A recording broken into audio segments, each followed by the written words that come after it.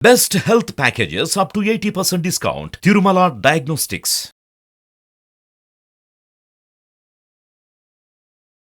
నమస్కారం గురుగారు. శ్రీమాత్రే నమః.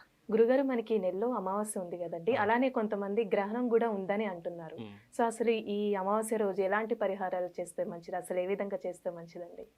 తప్పకుండా తెలియజేస్తానమ్మా. ముందుగా ప్రేక్షకులందరికీ శ్రీమాత్రే నమః, శ్రీ గురుభ్యో నమః. నమో దేవ్యై మహాదేవ్యై శివాయై సతతం నమః. నమ ప్రకృత్యై భద్రాయై నిహతాం ప్రణతాస్మిత. ముందుగా అమావాస్యకు మన భారతదేశానికైతే ఎలాంటి గ్రహణము లేవు. ఎక్కడా కూడా గ్రహణము చెప్పలేదు. ఈ చెప్పనటువంటి విషయాన్ని అనవసరంగా ఈ మీడియా ద్వారా గానీ, లేదా ఒకరి ద్వారా ఇంకొకరికి గానీ సంక్రమిస్తుంది అంటే గనక ఎవరు నమ్మకండి. మనకి ప్రస్తుతానికి ఈ సంవత్సరంలో ఎలాంటి అంటే ఈ 2024లో ఉగాది వరకు మనకు కొత్త పంచాంగం రాలేదు. కనుక అంటే ఇప్పటి వరకైతే మనకు ఎలాంటి గ్రహణాలు లేవు. రాబోయే 3 నెలలలో కూడా 3 అమావాస్యలకు కూడా గ్రహణాలు ఎక్కడా కూడా చెప్పలేదు. కనుక మనకు ఎలాంటి గ్రహణాలు లేవు. రెండవ విషయం ఏమిటి అంటే అమావాస్య రోజు పాటించవలసినటువంటి నియమాలు. అయితే ఈ అమావాస్య రోజున పాటించవలసినటువంటి నియమాలు ఏమిటి అంటే ఉపవాసము, దానము, ధర్మము, గంగా స్నానము, పితృతర్పణము ఇవి ఆచరణ తీసుకోవాలి. దీనికి ఏం చెప్తాను అంటే ప్రతి ఒక్క భగవంతుడికి దేవుడికి ఒక్కొక్క రోజు కేటాయించారు. ఇప్పుడు సోమవారం వస్తే శివుడని, మంగళవారం వస్తే ఆంజనేయ స్వామిని, బుధవారం వస్తే అయ్యప్ప స్వామి అని, గురువారం వస్తే సాయిబాబా అని, దత్తాత్రేయుడని, గురుముఖత ఏదైతే అది. శుక్రవారం వచ్చిందంటే అమ్మవారిని ఆరాధన చేస్తారు. శనివారం వచ్చిందంటే వెంకటేశ్వర స్వామిని ఆరాధిస్తారు. ఆదివారం వచ్చింది అంటే సూర్యుడిని ఆరాధన చేస్తారు. అంటే ఒక్కొక్క రోజు ఒక్కొక్క భగవంతుడికి నిర్ణయం చేసేసాం మనము. కానీ పెద్దలు కూడా దేవుళ్ళతో సమానమే కదా. అంటే గతించినటువంటి వాళ్ళు, మరణించినటువంటి వాళ్ళు అందరినీ కూడా దైవ స్వరూపంగా పూజ చేయాలి అని సనాతన ధర్మం చెప్పింది. మరి అలాంటి వారికి ఏ రోజు కేటాయించాలి, అలాంటి వారికి ఏ రోజున పూజ చేయాలి, అలాంటి వారిని ఎప్పుడు మనం స్మరణ చేసుకోవాలి అనే ఆలోచన వస్తే గనక దానికి ఈ అమావాస్య అనేటటువంటిది చాలా ప్రధానమైనటువంటిది. అంటే పితృదేవతలు సంతోషించడానికి, పితృదేవతల యొక్క కర్మలు చేయడానికి, పితృదేవతల యొక్క సంపూర్ణమైనటువంటి అనుగ్రహాన్ని మనం పొందడానికి ఈ యొక్క అమావాస్య అనేటటువంటి పితృదేవతలకు అందించినటువంటి గొప్పనైనటువంటి వరం. అయితే ఈ అంటే ఈ అమావాస్య అనే కాదు, ఏ అమావాస్య తీసుకున్నా పితృదేవతలకు తిలతర్పణము, పిండ ప్రదానము, లేదా పితృదేవతలకు ఆహార పదార్థాలు పెట్టడము ఇవి ప్రధానమైనటువంటి కర్తవ్యంగా సనాతన ధర్మం తెలియజేసింది. ఎందుకు అంటే ఇక్కడ శాస్త్రం నందు ఏం చెప్పారు అంటే శాస్త్రం అనేటటువంటిది చాలా లోతుగా ఆలోచిస్తే గనక దాని యొక్క వ్యవహారం అనేటటువంటిది మనకు అర్థమవుతుంది. అయితే శాస్త్రం నందు నువ్వు దేవతా అనుగ్రహాన్ని అతి సులభంగా పొందవచ్చు, కానీ పితృదేవతల యొక్క అనుగ్రహం లేకపోతే గనక నీకు ముక్కోటి దేవతల యొక్క అనుగ్రహం ఉన్నా అది వ్యర్థమే, నీకు జీవితంలో ఎలాంటి పని చేయదు. కనుక నువ్వు మొట్టమొదట కర్తవ్యం పితృదేవతల యొక్క సంపూర్ణమైనటువంటి అనుగ్రహాన్ని, వాళ్ళ యొక్క దృష్టిని నీ మీదికి మళ్లించుకుంటే గనక నీ జీవితం చాలా అద్భుతంగా గడుస్తుంది. ఎందుకు అనంటే గనక ఇక్కడ దేవతల యొక్క అనుగ్రహాన్ని మనము ఎన్నో రకాలుగా పొందవచ్చు.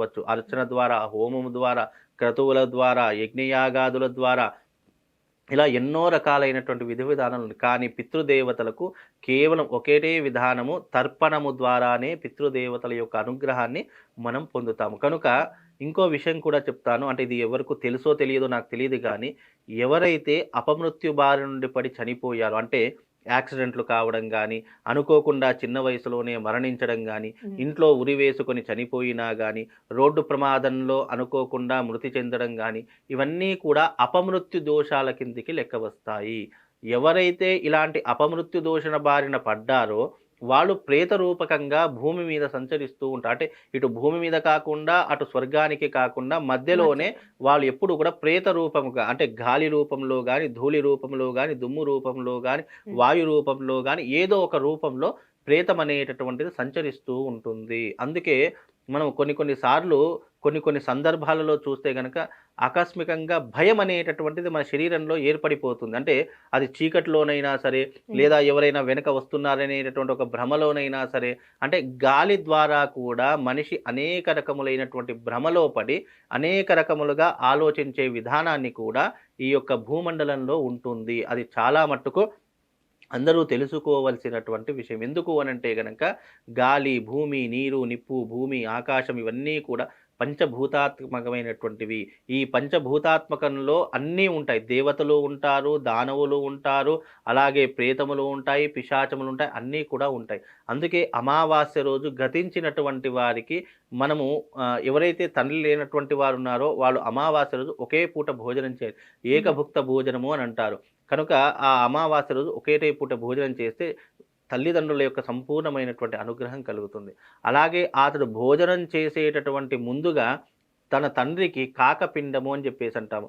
తొలి ముద్ద తన తండ్రికి అనుకొని మనసులో భావన చేసుకొని ఆ తొలి ముద్ద పక్కన పెట్టేసేసి మనం భోజనం అంతా అయిపోయిన తర్వాత ఏదైతే ముద్ద తీసి పెట్టామో అది కాకి పశుపక్షాదులకు పెట్టాలి, లేదా నీళ్ళల్లో వదిలివేయాలి. అది అమావాస్య రోజు చేస్తే పితృదేవతలు మనం ఎప్పుడైతే ఆహారం పెడతాము అనేటటువంటి విధానాన్ని పితృదేవత ఎప్పుడు కూడా గమనిస్తూ ఉంటారట. కనుక ఇలాంటి విధానాన్ని చేస్తే కనుక పితృదేవతల యొక్క అనుగ్రహాన్ని మనం పొందగలుగుతాం. అంటే ప్రతి అమావాస్యకు పితృతర్పణం చేసుకోండి, పితృదేవతల యొక్క అనుగ్రహాన్ని పొందాలి. అయితే పితృదేవతల యొక్క అనుగ్రహాన్ని మనం పొందాలి. అదే రకంగా చెప్పుకుంటే గనక ఈ యొక్క భూమండలంలో పితృదేవత అనుగ్రహం పొందడానికి అమావాస్యనే పర్ఫెక్ట్ అయినటువంటి రోజు. దీనికి మించినటువంటిది ఇంకా ఏమీ కూడా లేదు. కనుక ఈ సమయంలో పితృదేవతలను ఆరాధించడం వల్ల మనకు సంపూర్ణమైనటువంటి అనుగ్రహం కలుగుతుంది. అదే రకంగా చూసుకున్నట్టయితే అమావాస్య రోజు శని భగవానుని పూజించడం ద్వారా కూడా అపమృత్యు దోషాలు తొలగిపోతాయి. ఎందుకంటే శని భగవానుడు ప్రాణానికి కారకుడవుతాడు, రోగానికి కారకుడవుతాడు, రుణానికి కారకుడవుతాడు. ఇలా ఎన్నో రకాలుగా చెప్పుకుంటూ పోతే జీవితంలో మనం చేసిన తప్పు ఒప్పులకు కర్మ ఫలితాన్ని అందించేటటువంటి వాడు గ్రహాలలో శని భగవానుడు. అందుకే అతనికి కర్మస్థాన రూపముగా ఇచ్చారు. అంటే జాతకంలో కర్మని సంపూర్ణంగా ఆచరించేటటువంటి వాడు పుణ్యాన్ని చేస్తే రెట్టింపు ఫలితాన్ని ఇస్తాడు, పాపాన్ని చేస్తే అదే రకములైనటువంటి కష్టాన్ని కలిగించేటటువంటి వాడు శని భగవానుడు. కాబట్టి ఈ యొక్క అమావాస్య రోజున శనీశ్వరుని ఆరాధించిన విశేషమైనటువంటి పుణ్యములు కలుగుతాయి. ఆరాధించే సమయాలు కూడా మనకు శాస్త్రమునందు ఉదయం 6 నుండి 7 గంటల ప్రాంతంలో చెప్పడం జరిగింది. శని భగవానునికి ఆచరించే విషయాలు కూడా తైలాభిషేకము కానీ, తిలాభిషేకము కానీ, నల్లటి వస్త్రము కానీ ఇవి సమర్పించుకున్నట్టయితే శని భగవానుడి యొక్క సంపూర్ణమైనటువంటి అనుగ్రహం మనకు కలుగుతుంది. అదే రకంగా ఈ అమావాస్య ప్రతి ఒక్కరూ ఆచరించుకోవాలి. ఎందుకంటే గురువారం లక్ష్మీ యోగము నాడు అమావాస్య వచ్చింది కాబట్టి ఎవరికైనా ధనప్రాప్తి కలగాలి అన్నా, ఐశ్వర్యము రావాలన్నా ఆ రోజును తప్పకుండా పితృదేవతలకు తర్పణం చేసుకోండి. ఎందుకంటే పితృదేవులు అనేటటువంటి వారు ఐశ్వర్య కారకులవుతారు, ఐశ్వర్యాన్ని సూచించడానికి కూడా కారకులవుతారు. ఇలా ఎన్నో రకాలైనటువంటి విధానాలు ధర్మమునందు శాస్త్రము తెలుపబడినటువంటివే. కనుక ఈ అమావాస్య రోజు ఈ రకమైనటువంటి విధానాన్ని ఆచరించుకుంటే గనక అద్భుతమైనటువంటి ఫలితాలు కలుగుతాయి. అమావాస్య రోజు దేవతా అర్చన, దేవతా క్రతువులు, దేవతలకు అభిషేకాదులు నిర్వహించడం ద్వారా జీవితం నందు ఉన్నతమైనటువంటి వృద్ధి కలుగుతుంది. అందుకే ఈ అమావాస్య అందరూ వినియోగించుకోవాలి. అలాగే మీరు చెప్పినట్టుగా మనకు గ్రహణాలైతే ఇప్పుడు ప్రస్తుత కాలంలో ఏమీ కూడా లేవు. దీనిని పాటించవలసిన అవసరం కూడా లేదు. దేవతా కర్మలు చేసుకోండి, మీ అదృష్టాన్ని మీరు జీవితంలో పెంపొందించుకోండి. ఇది దీని వెనక ఉన్నటువంటి ఆంతర్యం. చాలా చక్కగా తెలియజేశారు గురుగారు. ధన్యవాదాలు. శ్రీమాత్.